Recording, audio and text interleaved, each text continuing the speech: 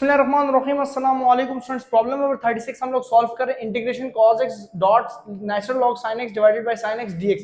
अब स्टूडेंट्स बजाहिर तो ये बड़ा मुश्किल नजर आ रहा है, लेकिन ये इतना मुश्किल है नहीं। बस इसके अंदर वो रूल लगने के फंक्शन और फंक्शन का आगे डेरिवेटिव मौजूद है। मतलब natural log of sin x का डेरिवेटिव क्या होता है? हमारे पास 1 डिवाइडेड बाय sin x और cos x। बस इसको रीअरेंज करने की जरूरत है, और ये हमें पता कैसे चलेगा? देखिए नेचुरल log, आप जहन में सोचा, अगर मैं cos की इंटीग्रेशन लेता हूँ तो क्या होगा, मैं cos का डेरिवेटिव लेता हूँ क्या होगा, sin का डेरिवेटिव लेता हूँ तो क्या होगा।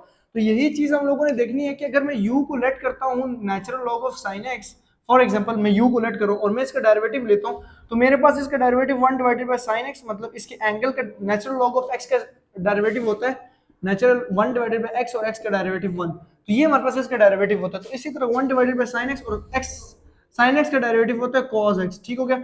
अब हमारे पास du क्या आ जाएगा, final 1 divided bye sin x और cos x ऊपर वाले से मल्टीप्लाई कर लो। चलो ठीक हो गई ये चीज। अब अगर यही सवाल के अंदर देखें तो सवाल रीअरेंज नहीं है, बस इसको रीअरेंज कर लेते हैं। Natural log of sin x पहले लिख लेते हैं, डॉट cos x उसकी जगह लिख लेते हैं, क्योंकि रीअरेंज कर सकते हैं, और cos x divided by sin x। तो ये हमारे पास सिंपल से काम किया कि वो जो फॉर्मूला है ना, यहाँ पे वो फॉर्मूला अब एग्जिस्ट करे कि फंक्शन और फंक्शन का आगे डेरिवेटिव मौजूद है। Natural log of sin x का डेरिवेटिव आगे मौजूद है, मतलब जब हमने इसका डेरिवेटिव लिया तो उसका डेरिवेटिव ये आ रहा है। मतलब u का जब हम लोग डेरिवेटिव ले रहे हैं तो ये दो मेथड से हो सकता है।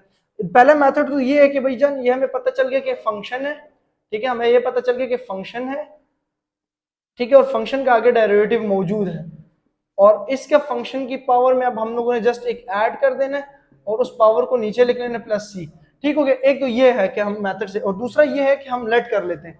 हम लेट कर लेते हैं, मतलब जैसे हमने u लेट किया और डी यू लेट किया, तो हम लोग इसके जगह वैल्यू को रिप्लेस कर देते हैं। देखो u इसकी जगह u आ गया, ठीक है, और cos sin x की जगह, और यहाँ पे सॉरी dx भी आएगा, cos sin x की जगह और dx की जगह आ जाएगा du, तो u डॉट du। ठीक हो गया। तो अब इसका इंटीग्रेशन क्या हो जाएगा हमारे पास, u की power 1 plus 1 divided by 1 plus 1 plus C, और यहाँ पे आ जाएगा u square divided by 2 plus C. तो u की जगह वैल्यू को रिप्लेस करो। u की वैल्यू क्या थी, नेचुरल लॉग ऑफ, u की वैल्यू थी natural log of sin x का whole square divided by 2 plus C. एक तो ये मेथड है। दूसरा, अगर जस्ट आपने सिंपल ये करना है, तो आप लोगों को पता है कि फंक्शन क्या है, natural log of sin x। तो हम ये करेंगे कि natural log of sin x की पावर में एक हम लोग ऐड कर लेंगे, 2 हो जाएगा, और इसी तरह वो 2 नीचे भी लिख लेंगे, मतलब 1 प्लस 1। तो कॉन्सेप्ट सेम है कि यहाँ पे हम लोगों ने सब्स्टिट्यूट कर लिया, यहाँ पे हम लोग डायरेक्ट कर रहे हैं। तो ये इसका बेसिकली आंसर क्या होगा कि natural log of sin x का whole square divided by 2 plus C, ये इसका आंसर है। ये इसका क्या आंसर है। तो आप रिप्लेस भी कर सकते हो यहाँ से, मतलब ये देखो u को रिप्लेस, जैसे मैंने सिखाया, u को रिप्लेस भी कर सकते हो du, और इसके ऊपर फॉर्मूले लगा के मतलब पुट, यहाँ से पहले पुट करते हैं, पुट, और फिर आपने लास्ट में जाके यहाँ पे रिप्लेस कर देना है। ठीक हो गया। तो मेरा मकसद था कि कॉन्सेप्ट क्लियर हो जाए। तो ये पार्ट नंबर 36 भी समझाना इंपॉर्टेंट। और 34 के अंदर हम लोगों ने ये किया था कि नेचुरल लॉग को मैंने नीचे यूज किया था। तो natural log of sin x को जब मैंने नीचे यूज किया, तो वहां पे रूल नंबर 2 लग रहा था कि नीचे फंक्शन, ऊपर फंक्शन का डेरिवेटिव है। यहाँ पे फंक्शन पहले और फंक्शन के बाद में डेरिवेटिव मौजूद है। मतलब ये फंक्शन है ये, और ये इसका डेरिवेटिव है, तो मैंने ये इसको रीअरेंज किया। यहाँ पे ये फंक्शन है और फंक्शन का डेरिवेटिव मौजूद है, तो हम इस तरह सॉल्व कर सकते हैं। आई होप प्रॉब्लम नंबर 36 भी समझ आ चुकी होगी।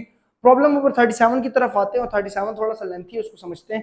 प्रॉब्लम नंबर 37 तक के लिए इजाजत दीजिए। अल्लाह हाफिज।